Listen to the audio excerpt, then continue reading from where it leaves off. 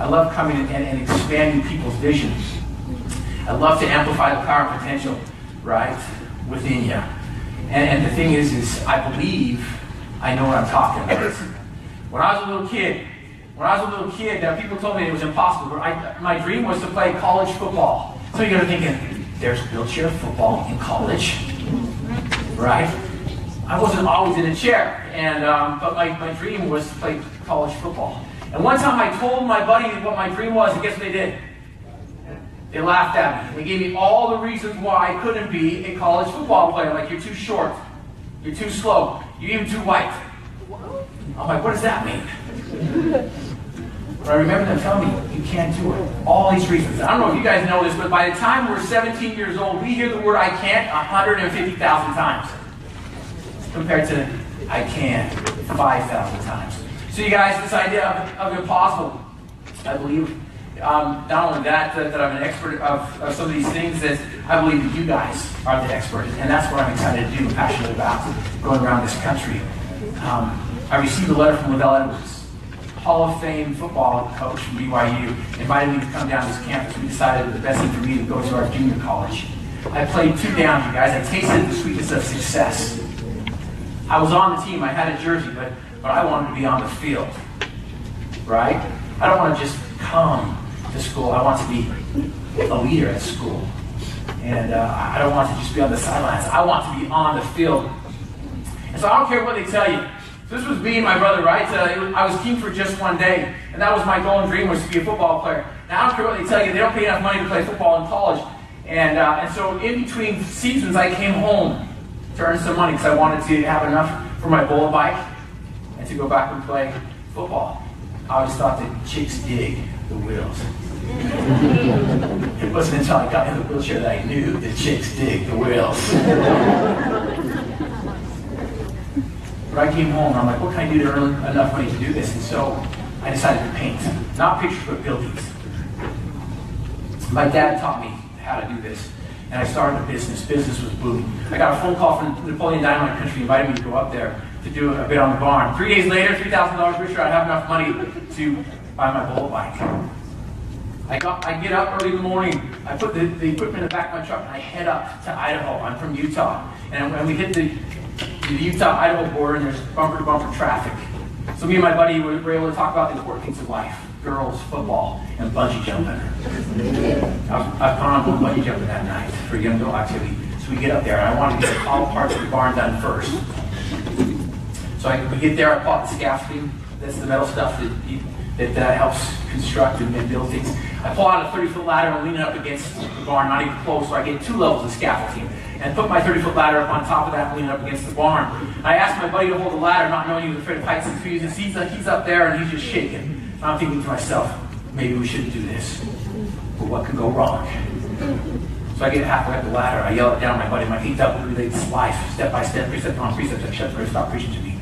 I'm like, sorry. I get up there, I pull down the lever, the paint just dribbles out. I get back down on the ground. My buddy's able to breathe for the first time. I go adjust the sprayer, get back up there, make sure that it works, get back up on the scaffold and lift the ladder one up higher. Lean up against the barn, start climbing.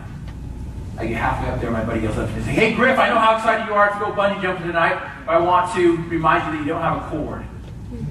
I'm like, shut up, Doug, stop preaching to me. I get to the top, and this time I'm able to reach the top, and I lift my arm above my head, and I'm about to pull down that lever.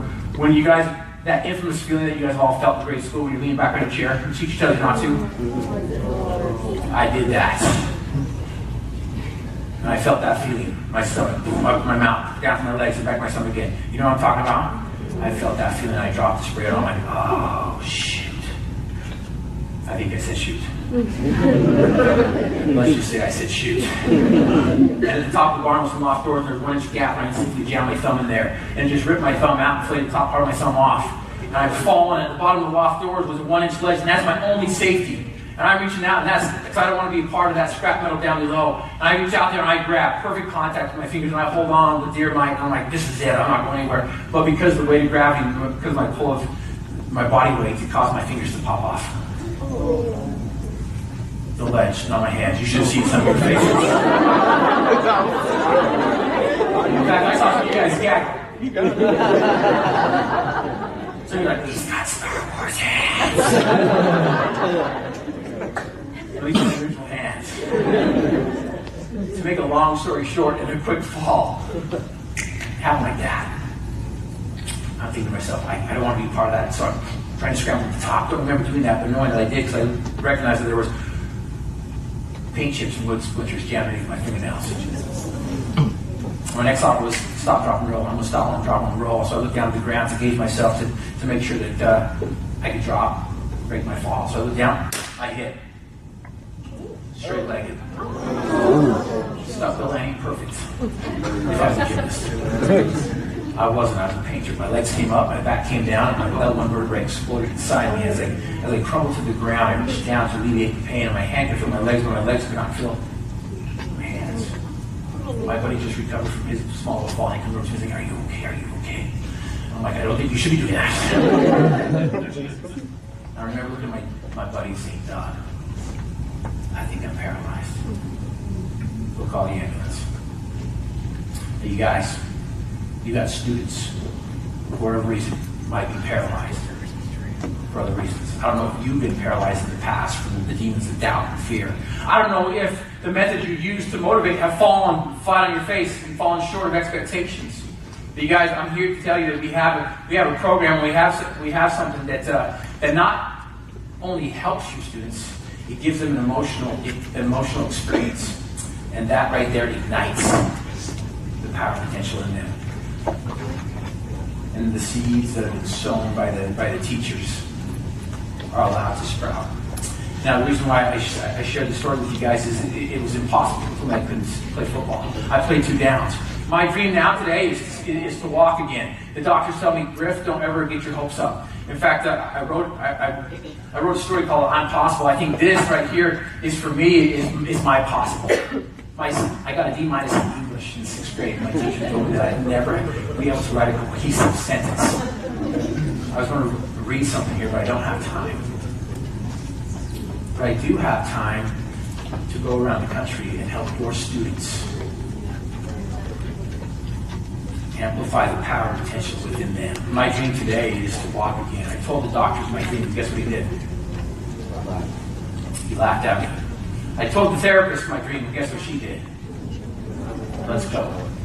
We went down to the parallel bar. She said, stand up. I put my braces on my legs. It took me 5 minutes just to stand up. And I got to the parallel bars, and I let go, and I fell down. And I held on. I went from 5 seconds to 10 seconds to 30 seconds. I told the doctor the improvement that I had done. I told the doctor, I'm going to walk again. I know you said I can't. It's like, he looked me straight in the eyes and says, Griff, don't ever get your hopes up. You'll never stand, you'll never walk, you'll never move your legs again. How often do we sabotage our dreams? How often do other people sabotage our dreams? How often do we allow others to sabotage our dreams? I want to invite Dale to come out here. I'm going to have him stand right there in the center of the stage, if I could, please. To make a long story short, and my time is up here, the doctors told me I would never walk or move again. Or stand. All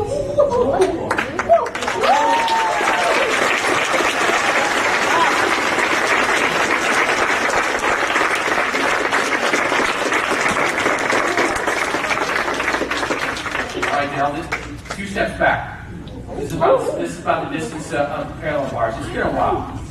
Now, what's funny is this where I can't, right? My son knows I go around and teach people about I can't. I asked him, will you give me a glass of water? He's like, you have legs. You guys don't know if you should laugh or cry, huh? And he knows that I can't use that term. I can't. I don't have legs. I looked at him, I'm like, you're right, I have legs. Go give me a glass of water. All right, Dale, here we go. It's been 20 years, you guys. The journey of 1,000 miles begins with life.